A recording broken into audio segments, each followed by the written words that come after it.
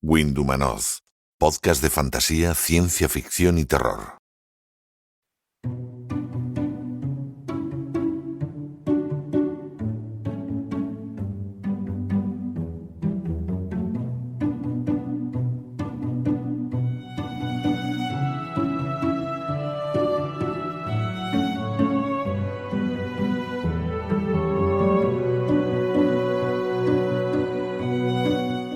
Y llega el turno de la entrevista. La de hoy, además, es muy especial para nosotros y estoy seguro de que también lo será para nuestros oyentes. Pero antes de presentar a nuestra invitada, quiero dar la bienvenida de nuevo a nuestro programa a Alex Sebastián, codirector de Windhumanoz. Hola Alex, ¿cómo estás? Hola Ismael, ¿qué tal? Pues muy bien. Y aquí encantado con la invitada de lujo que tenemos hoy con nosotros. Pues decía que estoy seguro de que todos nuestros oyentes la conocen, porque además es posible que muchos sean lectores habituales de sus relatos y de sus novelas, y es un placer para nosotros dar la bienvenida a Windhumanoz a Elia Barceló. Hola Elia, ¿cómo estás? Hola, buenas tardes, encantada de estar con vosotros. Y sí, supongo que me conocerán porque como mientras tanto ya tengo unos cuantos años, pues he ido amontonando relatos. Hombre, yo no me refería a eso, pero... No te preocupes, que en la pura verdad yo estoy muy contenta de tenerlos. Hay gente que no los ha cumplido y ya se ha muerto. Pues hay que decir que aparte de una magnífica escritora, es además considerada una escritora muy versátil de nuestra narrativa. Ha publicado 30 novelas de diferentes géneros, de ciencia ficción, realistas, históricas, policíacas, criminales, tanto para adultos como para jóvenes, y unos 70 relatos, tanto en España como en el extranjero. Ha sido traducida a 20 idiomas, con mucho éxito de público y crítica. Y bueno, Alex, si hablamos ya del palmarés, ¿qué podemos decir? Si hablamos del palmarés de Elia, es de auténtico vértigo. Ha ganado varios premios Ignotus y EDB, el último en 2019 por El efecto Frankenstein, el Gabriel, el UPC, el Celsius y hasta el Premio Nacional de Literatura Infantil y Juvenil en 2020, también por El efecto Frankenstein. Bueno, Elia, pues como te decía, bienvenida a Windhumanoz y muchas gracias por compartir este ratito de charla con nosotros. Uy, estupendo, es un plan estupendo para la tarde del domingo. Qué bien. Pues como ya hemos dicho anteriormente, has tocado muchos palos distintos en cuanto a género, escribes tanto para adultos como para jóvenes, y me gustaría que empezáramos por estos últimos, porque me gustaría preguntarte qué ingrediente crees que es imprescindible en un libro dirigido a los jóvenes para que estos realmente se enganchen a la historia que le quieres contar. Pues yo la verdad, a lo mismo suena raro, pero yo no hago grandes diferencias entre cuando escribo para adultos y para jóvenes, porque yo siempre he pensado que los jóvenes son solamente jóvenes en el sentido de que son menos experimentados, de que han tenido menos ocasión de ver lo que pasa en el mundo y seguramente se han llevado menos palos todavía. Pero en cuanto a inteligencia, por ejemplo, yo creo que los jóvenes en gran parte son igual o más inteligentes que los adultos porque tienen el cerebro mucho más fresco. Y entonces cuando yo empecé a escribir para jóvenes, había gente que decía, oye, pero tú tendrás que llevar cuidado con cuestiones de cambio de narrador o con cuestiones de complicación estructural. Y yo siempre pensaba, pero vamos a ver, si los jóvenes son capaces de entender un videoclip musical, que no hay Dios que lo entienda. ¿Cómo no van a entender un cambio de narradores? Pues claro, no hay problema. Bueno, luego te das cuenta que no siempre es así, pero yo no hago grandes concesiones. Quizá la única concesión que hago a veces cuando escribo para jóvenes es que sea un poco más optimista, que haya más esperanza. O sea, que el fin, por ejemplo, final abierto no, porque sé que a los jóvenes les fastidia que no seas capaz de cerrar un final. Aunque se mueran todos, pero cerrarlo. Les gusta que se cierre. Eso lo hago y luego, pues eso, hay veces que en una novela para adultos, por ejemplo, la terminaría mal, digamos, o sea, mal de manera triste o dolorosa o amarga. Y para los jóvenes, pues intento que siempre haya una luz de esperanza. Si se tienen que llevar palos, ya se los llevarán más adelante. Y desde tu perspectiva, ¿crees que ha cambiado mucho la literatura juvenil desde que ganaste por ejemplo, el premio EDB por el caso del artista cruel en el 98? ¿O dirías que ha cambiado y en qué? Sí, yo sí diría que ha habido un cambio para mejor, en el sentido de que hay mucha más flexibilidad, mucha más variedad de temas Y antes se consideraba que la literatura juvenil debía tener un gran componente didáctico, o sea, que tenía que ser para enseñarle a los jóvenes algo. Y ahora todo el mundo se va dando cuenta de que siempre se aprende algo, da igual de que sea el tema y cómo esté planteado, siempre se aprende algo, y que también es muy bueno ofrecerles a los jóvenes un refugio, un santuario, un irse de este mundo.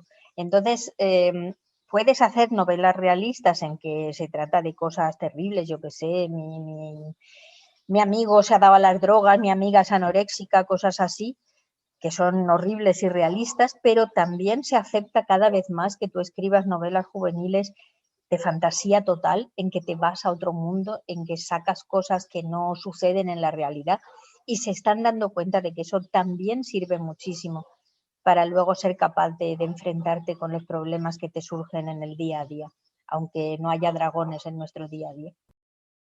Vamos a cambiar un poquillo de tema, porque si no me equivoco, fuiste la primera mujer que ganó el premio UPC.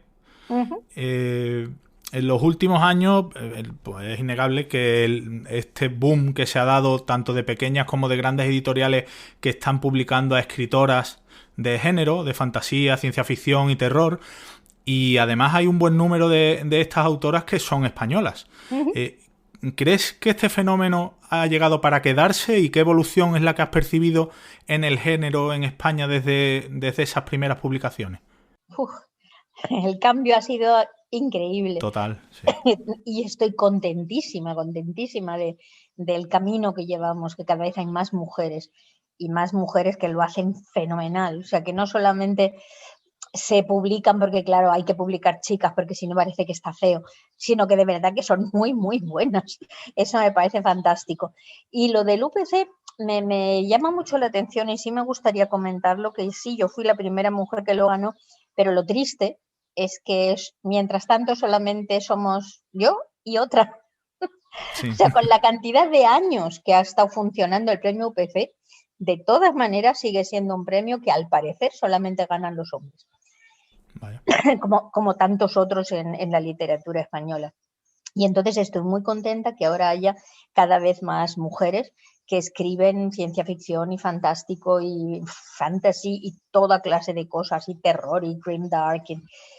Y antes las mujeres solamente eran las novias de los chicos que venían a las hipacones y que se aburrían terroríficamente durante 3 días cuando los demás estábamos ahí hablando de nuestras cosas y nuestras idas de olla, y ahora vienen ellas porque ellas son las que se interesan por el asunto y a veces traen a sus novios que se aburren terroríficamente 3 días cuando oyen hablar de cosas que no les interesan. Además, creo que el apunte que has hecho es muy importante, que no se publica a escritoras porque haya que cubrir una cuota, sino que es que su calidad merece que sean publicadas. No se hace de cara a la galería, sino que se están publicando cosas muy buenas porque realmente son buenas. Sí, son muy buenas y además es una cosa que a mí me parece absolutamente natural, porque si tú te fijas, la mayor parte del mundo literario es un mundo de mujeres. O sea, la mayor parte de las lectoras son mujeres. Tú vas a una presentación de libros del género que sea y hay como 90% de mujeres en la sala. La mayor parte de mujeres de personas que trabajan en la industria editorial son mujeres. Editoras, agentes, traductoras, jefas de prensa, casi todos son mujeres. Y sin embargo, hasta ahora daba la sensación de que lo único que vale es lo producido por hombres y para hombres. Y eso, por suerte, lo estamos perdiendo. Menos mal.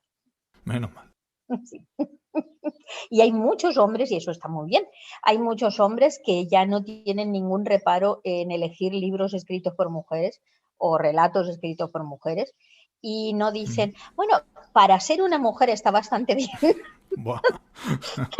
que eso era bastante frecuente hace años, lo de, bueno, oye, pues para ser tía escribir bastante bien. Eso ya se ha perdido. Ya da la sensación de que da igual, de que en la base, pues qué más dará tu capacidad reproductiva en un sentido o en otro para escribir cuentos, ¿no? Desde luego. En fin, sí, el ser humano progresa, por suerte. Sí, en algunos caminos sí. En algunos casos sí. Cuando se te pregunta por tus referentes, sueles citar a Cortázar como, Sí. como un gran maestro. Sí. Pero ¿tienes algún otro? ¿Qué otros autores o autoras A montones, a considerarías? montones. Tengo tantos que resulta aburrido si empiezo a hacer una lista, pero por ejemplo, Ursula Le Guin para mí fue muy importante. Ray Bradbury, Orwell, por supuesto, Poe. Luego, digamos, de modernos, Antonia Bayard, me gusta mucho, Julian Barnes, Katsuo Ishiguro. A mí es que me gustan los que escriben en inglés, ¿qué le vamos a hacer? O sea, porque yo normalmente cuando quiero relajarme, cuando estoy así feliz, leo en inglés. Porque si leo en español, de alguna manera estoy mucho más dentro de cómo escribe, cómo lo dice, qué palabras ha usado, como tal. Mientras que si escribo en inglés es así como, leo por placer. Entonces, claro, pues resulta un poquito feo cuando doy tantos ejemplos ingleses, pero para ir a los españoles, por ejemplo, Torrente Ballester me ha influido mucho, para bien, en el sentido cervantino, porque él es un cervantino y a través de él yo también he llegado más a Cervantes. Me gustan muchas cosas, por ejemplo, de Carmen Martín Gaite o de Cristina Fernández Cubas, o sea que también hay españoles, y Carlos Fuentes Aura es una de mis referencias absolutas. Shirley Jackson, claro, Daphne du Maurier. Pues precisamente la pregunta que te iba a hacer ahora ya prácticamente la has contestado, porque te iba a preguntar que si pudieras recomendarnos, que te íbamos a pedir consejos y que nos recomendaras, ya que estábamos hablando de escritoras, a 2 o 3 autoras que nos recomiendes leer y si hay alguna obra en concreto. Yo, por ejemplo, ahora, hace nada, he leído precisamente Siempre hemos vivido en el castillo, de Shirley Jackson, que es una maravilla, una auténtica maravilla. Y bueno, coméntanos algunas así. Has dicho también, por supuesto, Úrsula K. Le Guin y algunas más. Dinos algunas que nos recomiendes. James Tiptree Jr., Connie Willis. Connie Willis tiene cosas muy chulas. Ahora, por ejemplo, acabo de leer una novela que me ha fascinado, que me ha parecido maravillosa. No la conocía. Al parecer no es su primera novela, es la tercera o algo así. Maggie O'Farrell, la de Hamnet. Es preciosa, preciosa, está tan bien escrita, es tan bonita de leer. Me ha encantado, me lo he pasado muy bien. Yo es que últimamente he decidido, sigo leyendo naturalmente literatura producida por hombres y por mujeres, en la base me da igual, pero desde hace ya muchísimos años conscientemente leo más de lo que está escrito por mujeres, porque me pasé, digamos, los 35 primeros años leyendo literatura sobre todo de hombres, porque era la que se leía, y entonces he pensado, bueno, pues tengo que compensar de algún modo, y entonces estoy descubriendo grandes cosas. Pero ya de joven me gustaba mucho eso, Ursula Le Guin siempre, Joanna Russ, me gusta un montón, Alice Sheldon o Tiptree, y luego muchas novelas puntuales de diferentes autoras que me impresionaron mucho, me gustaron muchísimo. Muy bien, pues tomamos nota de todas, aunque la mayoría las conocemos, por supuesto, pero bueno, siempre es bueno un refuerzo. Una de las cosas que quizá algunos de nuestros oyentes o muchos de ellos no sabrán es que sueles corregir tú misma las traducciones de tus libros a un montón de idiomas, ¿no? Francés, alemán, italiano, inglés, catalán, creo también. Portugués. ¿Sigues haciendo esto y por qué lo haces? No es que las corrija, es que me gusta ver cómo lo han hecho. Yo es que aprecio muchísimo el trabajo de los traductores. A mí me parece que el trabajo de un traductor es algo que nunca está pagado. O sea, es un trabajo infame, es mucho más fácil escribir que traducir. Y eso te lo digo por experiencia, porque yo también he traducido relatos y cosas así, nunca nada en plan grande ni en plan profesional, pero la traducción me interesa mucho y me gusta mucho el proceso de decir una cosa similar en otra lengua, porque lo mismo nunca lo puedes decir. Entonces a mí me gusta mucho ver cómo lo han resuelto mis traductoras. Normalmente son mujeres, aunque también de inglés tengo un traductor muy bueno, David Fry, pero en general son mujeres y me gusta mucho ver cómo han resuelto cosas que yo a veces al escribirlas pensaba, el pobre o la pobre que tenga que traducir esto lo va a tener muy jodido. Y sin embargo, los hay tan buenos que lo resuelven. Y a mí eso me encanta. Y luego hay cosas muy graciosas. Por ejemplo, me acuerdo cuando leí la traducción de Cordeluna al brasileño, hubo una cosa muy, muy graciosa. Yo estaba leyendo ahí todo feliz, todo estaba bien, lo había entendido todo, y de repente en español decía que hicieron algo después de desayunar. Estamos en el siglo XI, ¿eh? Y entonces en Brasil ponen que después del café de mañana, porque que el desayuno se llama el café de mañana. Entonces, pero no podéis poner el café en el siglo XI, tenéis que poner otra cosa, porque el café todavía no había llegado a España. Y al final pusieron la primera comida. Y ya está. O sea, claro, que a veces no es que metan la pata en cosas terribles, pero claro, hay veces que no te fijas, que tienes que traducir 300 páginas y son muchas. Antes decías lo del libro, uno de los que has recomendado, que es Hamnet, de O'Farrell, y precisamente te lo había leído en un tuit que has puesto hace poco, o relativamente poco. Que esta mañana, creo. Pues te quería preguntar precisamente qué importancia le das a la presencia de un escritor en las redes sociales y a la interacción que eso provoca también en muchas ocasiones con sus lectores, porque tú eres bastante activa en las redes, al menos... En Twitter, sí. Eso, al menos en Twitter. ¿Qué importancia le das? ¿Qué importancia le das a eso? ¿Tú te sientes más cerca de tus lectores y también tienes esa interacción, la crees importante también de cara a tu carrera como escritora? Pues yo tardé mucho en usar esto de las redes sociales, porque yo me las arreglé para no entrar nunca en Facebook. No sé por qué, pero a mí nunca me cayó bien eso de Facebook, y entonces me las arreglé para no estar dentro. Luego, cuando saqué Anima Mundi, la editorial se empeñó de una manera de verdad insidiosa en que entrara en Twitter. Y yo no quería, y entonces al final me dijeron, bueno, pues nada, hacemos una cuenta a tu nombre y contestamos por ti. Y yo dije, no, no, eso no. Cuando leí los 2 o 3 primeros tweets contestados por ellos en mi nombre, dije, no, yo me encargo. Y entonces aprendí a usarlo y ahora me gusta Twitter y tengo la sensación de que es una red que sí me permite estar en un contacto muy ágil con, no necesariamente lectores, sino con gente que se interesa por lo mismo que yo. O sea, con colectores, digamos, gente que también ama la lectura y nos pasamos información sobre muchas cosas. Y me gusta, me lo paso muy bien.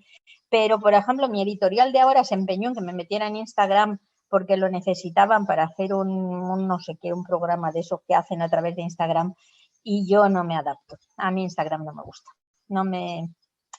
No acabo de entender para qué sirve Instagram, la verdad. Eso de poner tantas fotitos, no, yo no.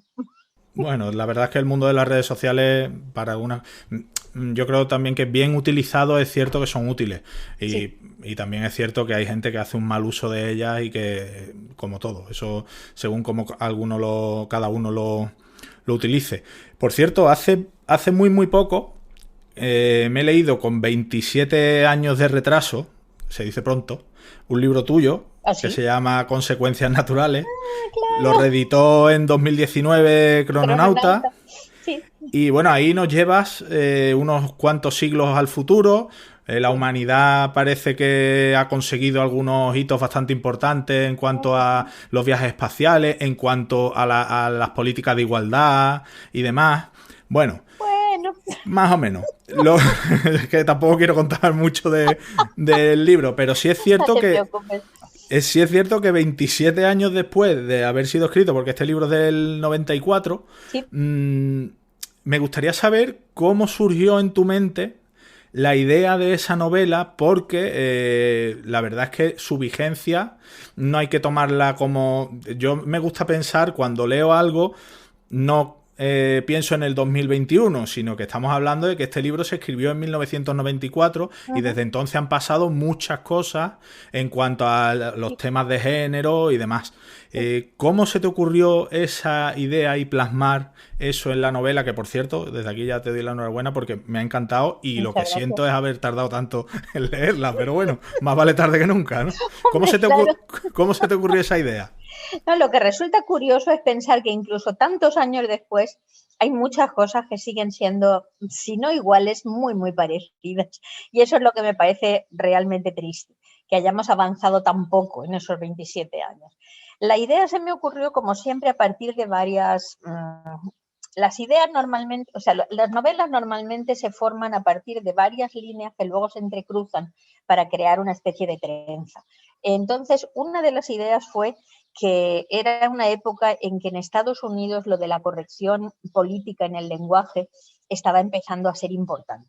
En España todavía no había llegado eso y a mí me habían ofrecido colaborar con El País de las Tentaciones, que lo acababan de sacar y que se suponía que era un magazine así muy moderno, muy innovador, en el que había que tratar temas originales. Y entonces yo pensé que, bueno, que la corrección política en el lenguaje podía ser un tema y escribí un artículo y empecé a pensar sobre ello y eso me hizo pensar cómo una lengua como el español se las va a arreglar con lo de la maldita corrección política, o sea, porque no podemos decir todas y todos estamos contentas y contentos, orgullosas y orgullosos de nuestros profesores y profesoras. Es una cosa que de verdad que no se puede soportar. Entonces eso fue una idea. Y luego la otra idea fue el famoso machismo que estaba siempre a mi alrededor.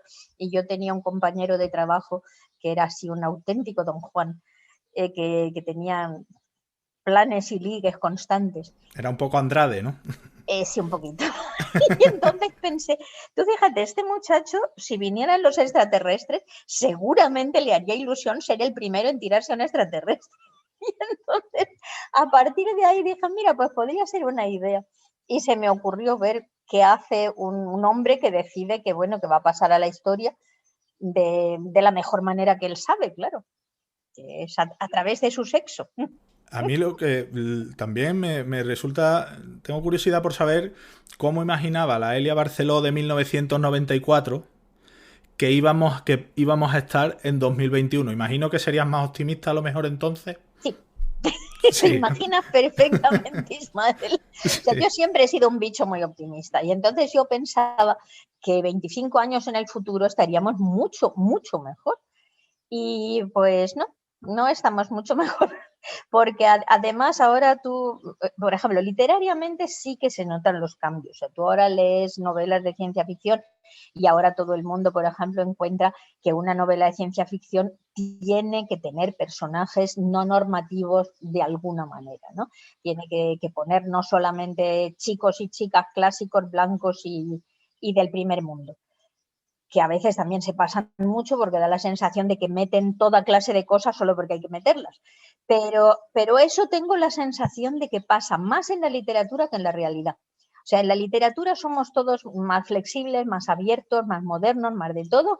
Y luego cuando sales a la calle normal o vas a un bar normal, te das cuenta de que no hemos progresado tanto como nosotros nos creemos cuando estamos en el Celsius y nos da la sensación de que todo es muy agradable, muy fácil y muy suave. Y no hemos progresado tanto. Y además, y estamos hablando del primer mundo, ¿eh? O sea, no se te ocurra irte a Nigeria o se te ocurra irte a cualquier país de Asia o a cualquier país islámico, porque entonces sí que lo tienen muy claro. Bueno, que intentaremos seguir siendo optimistas, a ver si el futuro nos sorprende, ¿no? Como si fuéramos jóvenes, como si fuera literatura juvenil, mantengamos el optimismo. En fin, bueno, como... Pero, por ejemplo, sí. no sé si, perdona, sí. Eso es lo que me llama la atención, por ejemplo, cuando yo escribí El mundo de Yarek, que eso creo que fue en el 92 o 93, cuando ganó el premio de la UPC. ¿Tú sabes cuánta gente se dio cuenta de que mi protagonista era negro? Cero. Pero lectores. Tuvo que pasar mucho tiempo hasta que se dieron cuenta de que Yarek es negro. Claro, era algo que no entraba entonces mucho en los esquemas.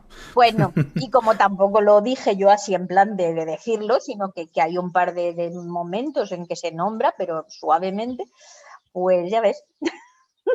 Pues ya ves. Bueno, como bien sabes, en Windhumanoth solemos hablar fundamentalmente de fantasía, ciencia ficción y terror, pero la verdad es que yo soy un lector muy habitual de novela negra, policíaca, de detective, y me gustaría que también abordáramos ese otro yo como escritora que tienes, la Elia Barceló de, por ejemplo, La noche de plata, que es tu último libro.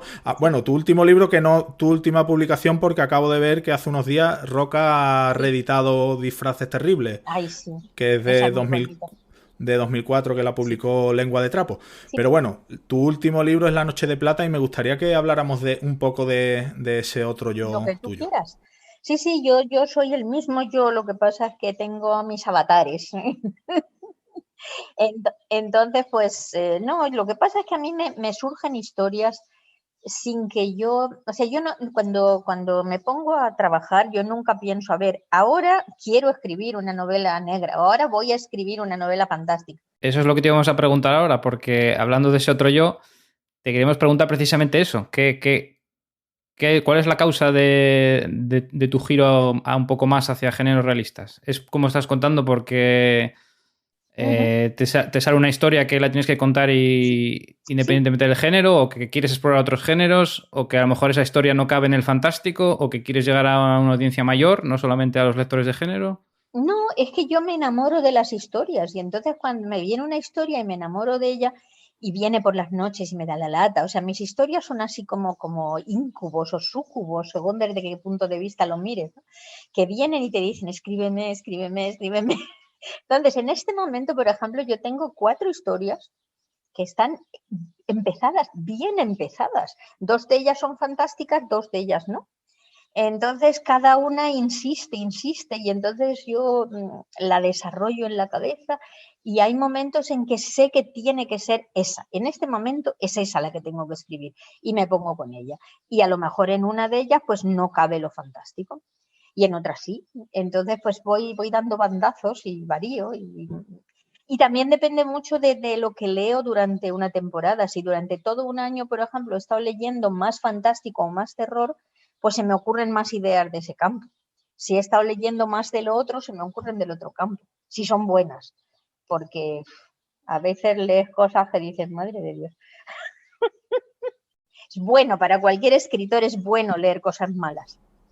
Sí, ayuda, sin duda. No sé si lo hemos dicho, creo que no, pero sigues viviendo en Austria, ¿verdad, Elia? Sí, solo que en este momento me pilláis en Elche. Muy bien. Estoy en España. Por eso voy así yo en tirantes y todo esto, toda feliz. Pero precisamente la última novela, La Noche de Plata, la has ambientado en Viena, en la capital de Austria. Y quería preguntarte, porque aunque es una novela policíaca, pero es evidente que no has querido escribir la típica novela que hay un caso, se investiga, se resuelve y se acabó. Sí. Sino que te preocupas por mostrar que los personajes que presentas en el libro, que tienen personalidad, que todos tienen un pasado, unos problemas, vas más allá de la investigación pura y dura y quiero preguntarte qué importancia le das al perfil psicológico de los personajes y a esa mochila que cada uno es evidente que llevan y que son importantes en la trama. Para mí te diría que lo más importante, no estoy segura si es lo más, pero de lo más importante, porque una historia siempre es algo que le pasa a alguien. Entonces, si no hay alguien, la historia no tiene mucho valor, la historia se queda en una sinopsis. Bueno, sé que hay mucha gente que me va a morder un ojo si lo digo, pero por ejemplo ese es el problema que yo tuve con Cita con Rama, que sí, que muy guay, muy interesante y estupendo el artefacto aquel, pero no había nadie. Y entonces yo me ponía muy nerviosa porque estaba deseando que apareciera alguien y allí no había nadie. Entonces yo siempre hago novelas de personajes y me gusta que los lectores tengan ocasión de empatizar con esos personajes, de comprenderlos, de saber por qué hacen lo que hacen, de verlos cuando mienten, cuando engañan, cuando sufren, cuando les pasa toda clase de cosas. Entonces, en La Noche de Plata yo no quería contar solamente un caso criminal, resolverlo y out, sino que a mí me interesaba sobre todo contar un problema muy grave, global, que no solamente se da en Austria, que se da en todas partes, y que es el terrible problema de los crímenes contra niños pequeños. Eso es algo que yo no soy capaz de comprender. O sea, que alguien le haga daño a un niño es algo que yo no puedo comprender. Y que alguien pague por hacerle daño a un niño y por poder matarlo incluso, si para pasarlo bien, eso es algo que... Y entonces en esa novela yo tenía muy presentes los casos estos que se dieron hace 12, 15 años en Austria el de Natasha Campus y el de Fritzl y el del Wilhelm Minberg, y ya llevaba muchos años queriendo contar eso, queriendo escribir esa novela, entre otras cosas también para que las lectoras y lectores abran más los ojos frente al mundo que les rodea. O sea, que no den por sentado que cuando un adulto lleva a un niño al hombro pataleando, que es con buena intención y que es su padre o su tutor legal. Puede ser que lo esté secuestrando, ¿no? Entonces hay que andar por la vida con los ojos un poquito más abiertos y quitándose los auriculares de las orejas y las gafas de sol de los ojos para ver mejor y para oír mejor. Pues no vamos a contar nada más nada de la novela, que también ha sido publicada, igual que la que acabamos de comentar, de Lengua de Trapo, Disfraces Terribles. También esta ha sido publicada por Roca Editorial. La recomendamos, por supuesto, la lectura, esa trama, los giros, las sorpresas, que sé que te gusta mucho sorprender al lector para que no, digamos, para evitar ese como has dicho antes con Cita con Rama, ese que sea todo tan plano, te gusta darle giros a las tramas, lógicamente. Pero ahora te vamos a hacer la pregunta del millón, porque como te hemos dicho antes, nosotros, por la parte que nos toca, nos gusta la fantasía, la ciencia ficción, el terror, sí. En Windowmanoth eso es lo que más nos gusta. Sí. Y estoy seguro de que muchos de nuestros oyentes están deseando que vuelvas al género. ¿Les damos esperanza o no? Sí, hay esperanza. ¿Hay esperanza? De hecho, no hace mucho terminé una novela corta. Lo que pasa es que tampoco tengo mucha idea qué hacer con ella, porque de verdad es una novelette y en España no hay mercado para las novelettes. Es un formato que no funciona. Pero bueno, yo estaba deseando escribir esa. Es una historia de la que me enamoré hace tiempo. Y bueno, y conseguí terminarla recientemente y está hecha. Y luego tengo 2 empezadas. Una muy, muy empezada, una tiene 150 páginas. Pero no sé todavía cuándo la terminaré. Bueno, pero por lo menos hay esperanza, hay esperanza. Sí, hay esperanzas. Y ya que estamos, yo quería preguntaros una cosa, ¿puedo? Sí, claro. No, Alex, atento. Le estaba enseñando a Alex que acabo de coger esto, porque la recogí hace muy poco en casa de mi madre, que es donde llegan los envíos, y entonces ahora había empezado a leerla. Yo hace tiempo que no leo fantasy, así trilogías de fantasy que parece que se llevan muchísimo, y no sé por qué a la gente le da por escribir trilogías siempre.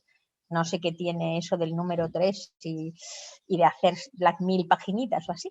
Y lo que me pregunto es, ¿por qué eso os lo pregunto a vosotros que sois especialistas? ¿Por qué en pleno siglo XXI seguimos queriendo leer novelas con ambientación medieval y donde todo va de guerra? ¿Por qué? Pues esa es muy buena pregunta. Bueno, Ale, tú creo que tienes más afición por ese tipo de literatura que yo. Bueno, a mí me sigue gustando. Eso... Por eso te digo. Bueno, vamos a ver. Del tema de la ambientación medieval que dices, ¿por qué gusta? Pues yo creo que hay varios factores por los que pueda gustar. Empezando porque los cuentos de hadas con los que nos hemos criado, pues están la mayoría o muchos de ellos ambientados en la Edad Media o en una ambientación medieval, ¿no? Entonces, esa asociación de la imaginería de lo mágico con esa ambientación, yo creo que se queda arraigada dentro en muchas personas. Uh-huh. La ambientación medieval también se asocia como románticamente, ¿no? A unos tiempos donde la naturaleza está más presente, donde no hay tecnología, donde, digamos, las personas, los seres humanos, pues tenían que vivir de otra manera, ¿no? En la que a lo mejor el valor o ciertos valores eran más importantes que hoy día, que la vida es mucho más fácil, ¿no? Y yo creo que eso también está relacionado con la novela histórica, ¿no? ¿Por qué a tanta gente le gusta la novela histórica? Pues yo creo que comparte también esos elementos con la fantasía medieval. Uh-huh. Y luego, por otro lado, yo creo que también por imitación de los clásicos, ¿no? Como Tolkien, como Howard, como Fritz Leiber, tantos clásicos que su ambientación es medieval o pseudo-medieval.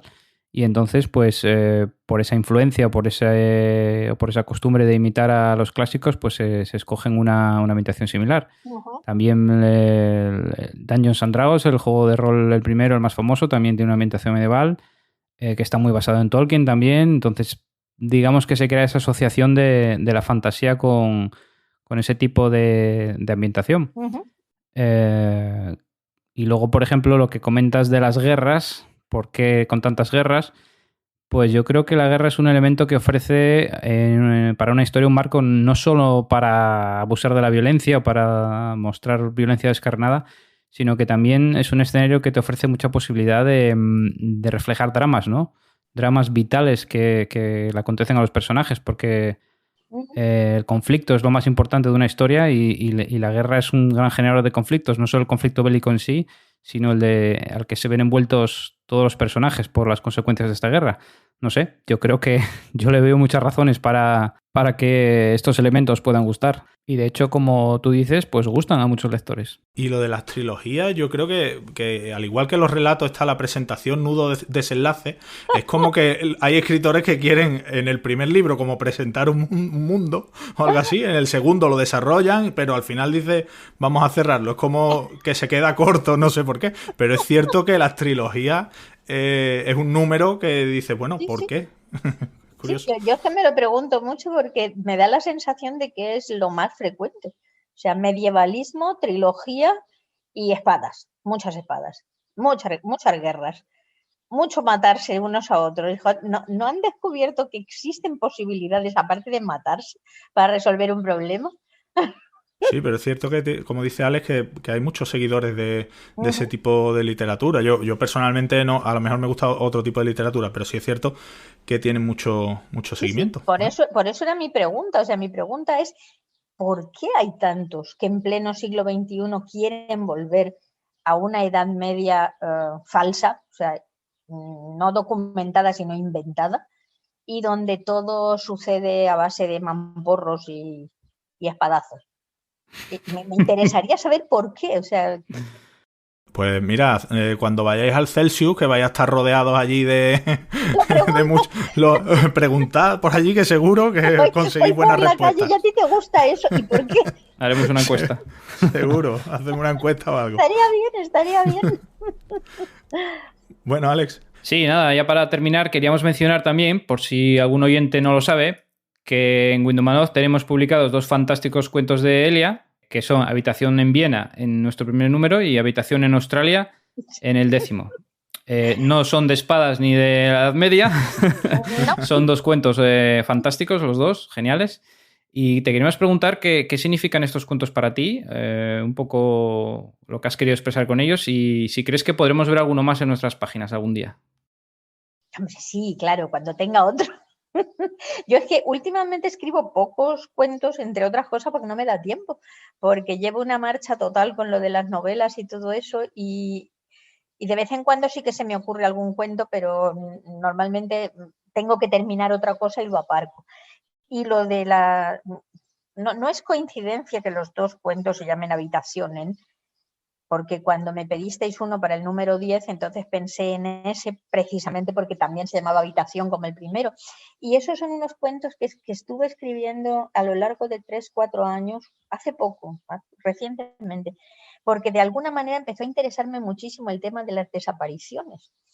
Y bueno, a lo mejor también tenía que ver con la Noche de Plata, que estaba pensando en temas de desapariciones reales. Y estas son desapariciones fantásticas.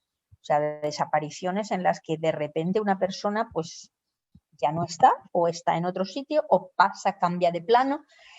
Por ejemplo, el del cuento de Humo y Espejos, el que ganó el Ignotus hace un par de años, también va de una desaparición. O sea, que durante unos cuantos años el tema de lo fácil que puede ser que alguien desaparezca es algo que estaba mucho en mi mente. Y entonces unas veces lo oriento hacia lo realista y otras veces hacia lo fantástico.